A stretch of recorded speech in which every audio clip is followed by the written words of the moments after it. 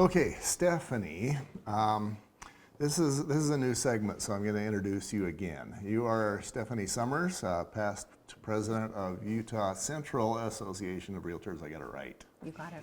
I got it right that time. And extremely knowledgeable realtor. You know, there's a number of realtors that I like to, that I'm kind of proud of myself that I get to hang around. And it's the joy in doing what I do as I go.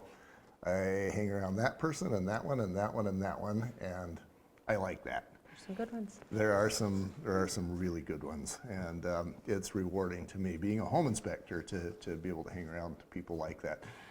You're that person. So let's talk about picking a builder. Now, here's this scenario. My daughter ran into this, and here's the story. So she picks a builder, big name, he does hundreds of homes at a time, and there's a clause in there that the builder can exercise that says, if you're a difficult buyer, I can throw you away. Yep. How common is that? Probably more common than you think.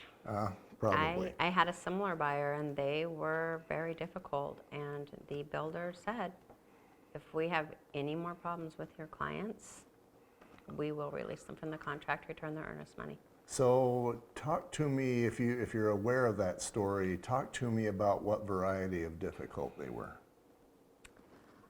Oh, not being happy with the way the nails were put in, thinking there weren't enough nails put into sheetrock, not feeling like the painters did a good enough job, that the walls were not level, that they did not like the way the yard was being graded. They didn't like that the home was being built and it was raining and the framing was getting wet. There's not a house out there. That's going to happen. That's right. And The wood is treated appropriately for that very reason, right? Yeah, and Yeah. that gets into my home inspector stuff where people say, well, mold. And it's like, no, every home in the universe has a stage where it's being framed and then it rains or snows. And that's okay. Yeah, that's just what happens. And berating the builder's sales agent Berating. and saying that they had done something, said they would do something when the agent hadn't, or said that they would look into it to see if it could be done. And if it's not in writing, it doesn't apply in real estate, no matter what it is. And this is an agent who had gone above and beyond to get them every possible discount that she could. And it was very ugly. So, and then I'm also aware of a scenario where a buyer came in and he thought that the builder wasn't doing a good enough job, and so he started throwing language at him.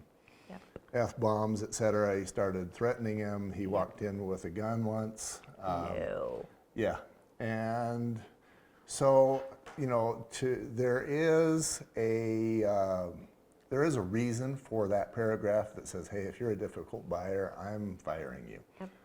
Now, my daughter, she'll hopefully move in a few weeks. In her case, because of conditions, she wanted a black, not stainless, matte finish on her kitchen appliances. She's got kids, she doesn't want fingerprints on her kitchen appliances. And she'd already bought the black fridge, so she was looking for a similar finish on the dishwasher and the stove. And because of conditions, now that color of black is hard to get. So builder issues instructions to his agent, says, hey, if they want black non-finger smudge, I'm exercising the difficult buyer clause and firing them. That's a bit excessive. Just a bit excessive. And she melted. She spent a couple of days crying. She'd already put money into the house. She'd already sold the home that she had been living in. It was bad.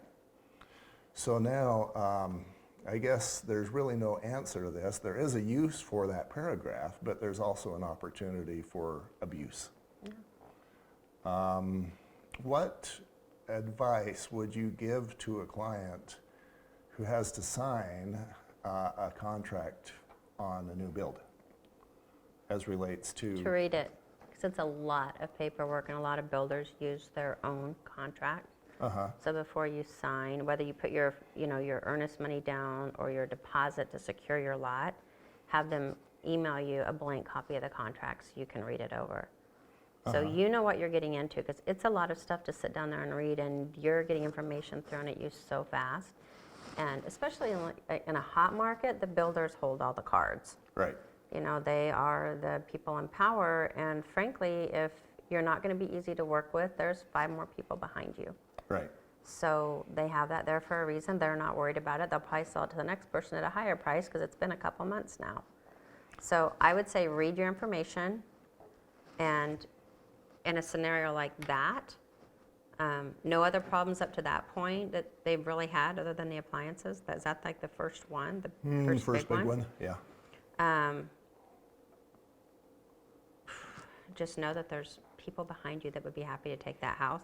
So take it with the appliances, order the ones you want, go sell the others on KSL or wherever. Right. Put any appliances that you want.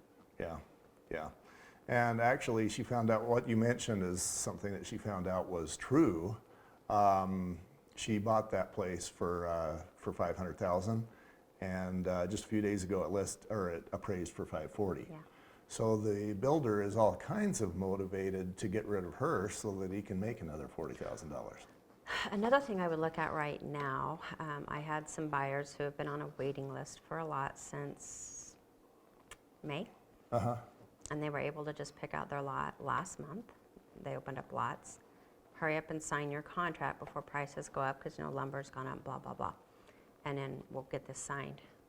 Well, I got a phone call last night that, unfortunately, the builder hasn't signed this contract, and lumber has gone up, so if they want the house, it's going to be an additional $10,000. Oh, that's... So my buyers want the house, need the house, so they're like, well, I guess we'll do it. But are they happy right now? No. Do they feel like it was pretty shady? Yeah. super shady. Yeah. Yeah. I had a builder do that to me at a home I built in Lehigh. He told me to hurry up and sign. I went and signed. He didn't sign. He waited till we dug the hole, and he says, hey, I haven't signed. You've got a hole in the ground. I still own that. Now I want more money. So these kind of things happen. Wow. Stuff you got to know before you buy I got a a house. builder to sign a contract for me, and they wanted me to sign. Well, we went all through it. We're supposed to close. I did my walkthrough. It wasn't done. I said, these things need to be done. And it was my first house. I'm like, this linoleum needs replaced. They had put a hole in it and then cut out a square and put a new one in. I'm like, that's not an appropriate fix. They said, if you'll sign today so we can get this done, we will get this fixed. And I said, my entire list, and it needs cleaned because it hasn't been cleaned yet. And they did it. And they said, okay, we'll do it. So I signed because we were leaving town that night for vacation. The next day, the builder filed bankruptcy. Oh, So, big builder, really big builder. So unfortunately, when you're the buyer, like, you don't hold the cards, but when they're about to close and they have signed, like, you do hold the cards right then. So I guess the moral of all those stories is do your homework. Yeah. Like, look at Google reviews, see what other people say about them. Knock on a couple doors, ask people how they've been to work with. I always tell my buyers, when we do our final walkthrough, we want everything to be completed, because it's much easier to get them in there prior to close when they don't have their money than it is after closing. So, as it is with anyone, True. right? True. Yeah, I have another story I could tell about that one.